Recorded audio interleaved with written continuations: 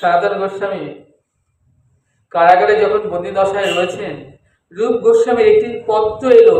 তাল পাতায় 8টি অক্ষরে একটি চিঠি রূপ গোস্বামী লিখে পাঠালেন। দাদা, এই সংসারে সব কিছু, সকল বস্তু অসার, সার তুমি কিছু খুঁজে পাবে না। তাই সংসারের সকল বস্তুকে অসার জেনে অসার বস্তু পরিত্যাগ করে সার বস্তু আমার গৌর গোবিন্দ চরণ, রাধা গোবিন্দের চরণ। তাই তুমি যত শীঘ্র সম্ভব বৃন্দাবনে ব্রজে চলে এসো। তাল পাতায় 8টি শব্দ লেখা চিঠি রূপ গোস্বামী যখন কারাগারে পেলেন, তখন রূপ গোস্বামী চিঠি পেয়ে সনাতন গোস্বামীর হৃদয়ে বৈরাগ্যের উদয় হলো। সনাতন গোস্বামী কারারক্ষীকে বলছে, কারারক্ষী, রক্ষী, দ্বার খুলে দাও, রক্ষী, আমায় যেতে দাও, আমি আর এখানে থাকতে চাই না। রক্ষী, আমাকে কারাগার থেকে দ্বার খুলে আমাকে বের করে দাও, আমি চলে যাব। যেন আমি আর এই হিংসার রাজত্বে থাকবো না, এই লোভ লালসার এই বিদ্বেষের রাজত্বে থাকবো না। কারারক্ষী, আমায় দ্বার খুলে দাও, আমি চলে যাব। জানো তো রক্ষী, আমি দুদিনও নয়, একদিন দেখেছিলাম, সেই ওই গৌর রূপ দর্শন করেছিলাম।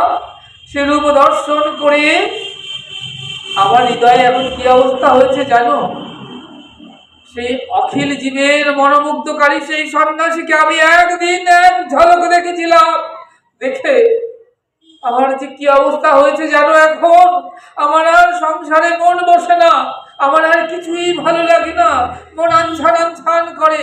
মনে হয় আমি যদি ওই রাগা চরণে চলে যেতে পারতাম, আমি যদি ওই চরণে যেতে পারতাম। আমার আর ভালো লাগছে না, আমাকে দ্বার খুলে দাও।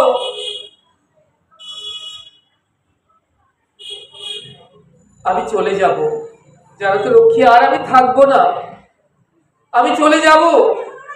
আমি পীড়িতি নগরী বসত করিব, পীড়িতি করিব সার, পীড়িতে পরশ করিব ভাবিলে সকলে পর।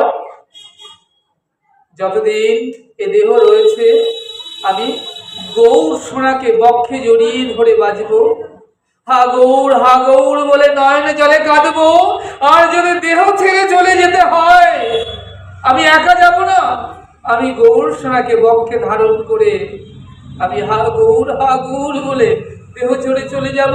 হৃদয় গৌর হরি হরি বল, আমার ওগুলো ধরে দাও। হৃদয় গৌর হরি হরি বল, হৃদয় গৌর হরি হরি বল।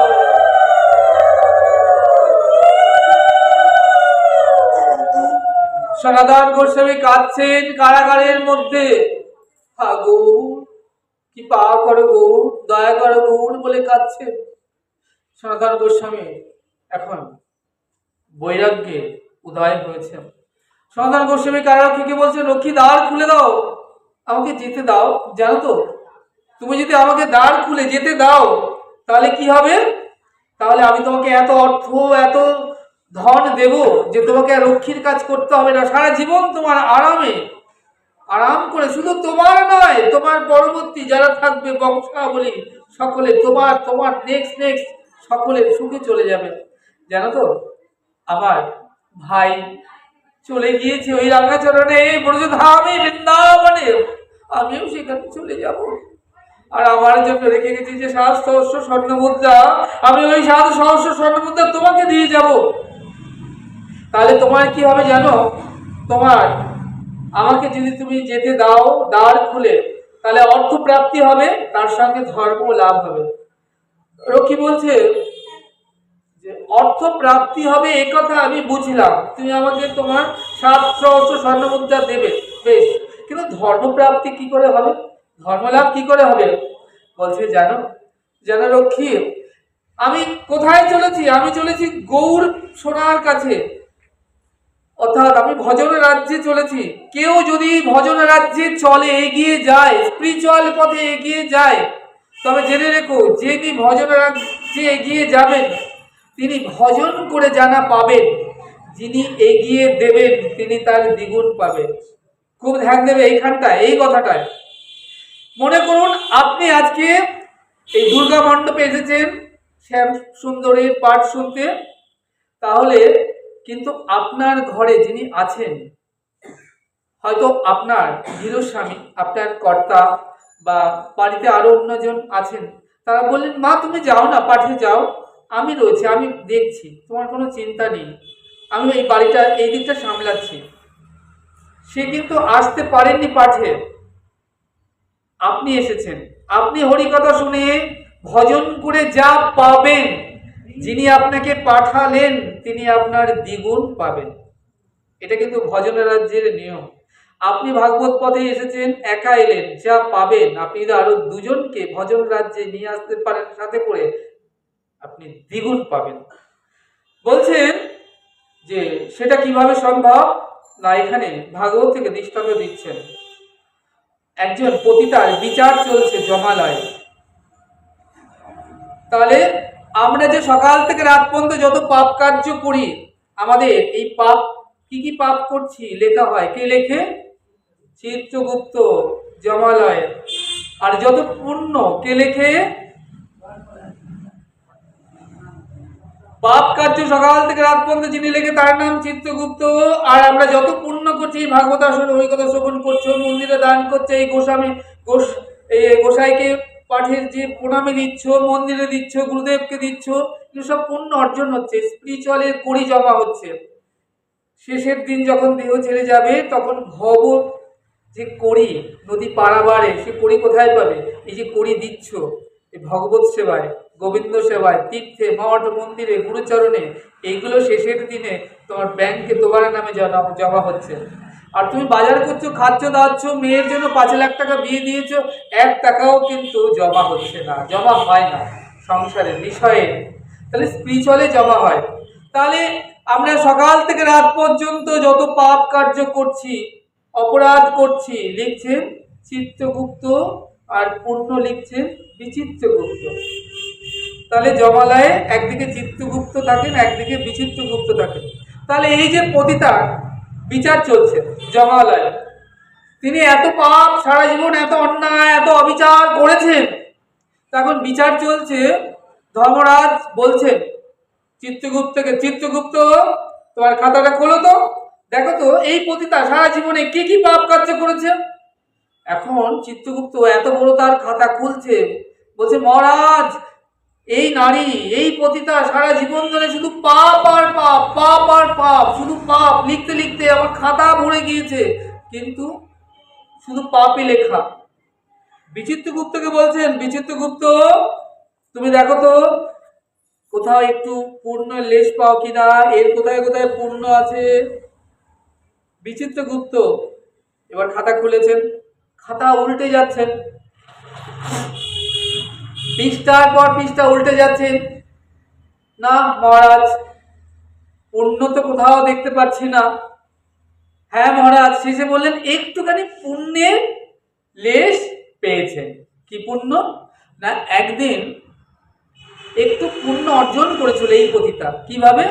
দেখো মা, এখনকার দিনে যখন মন্দিরে মন্দিরে ভাগবত কথা হয়, বাড়িতে বাড়িতে হয়, নগরে নগরে হয়, শহরে শহরে, গ্রামে গ্রামে পাঠ হয়, আগের দিনে কিন্তু এমন করে ভাগবত কথা, হরিকথা হতো না।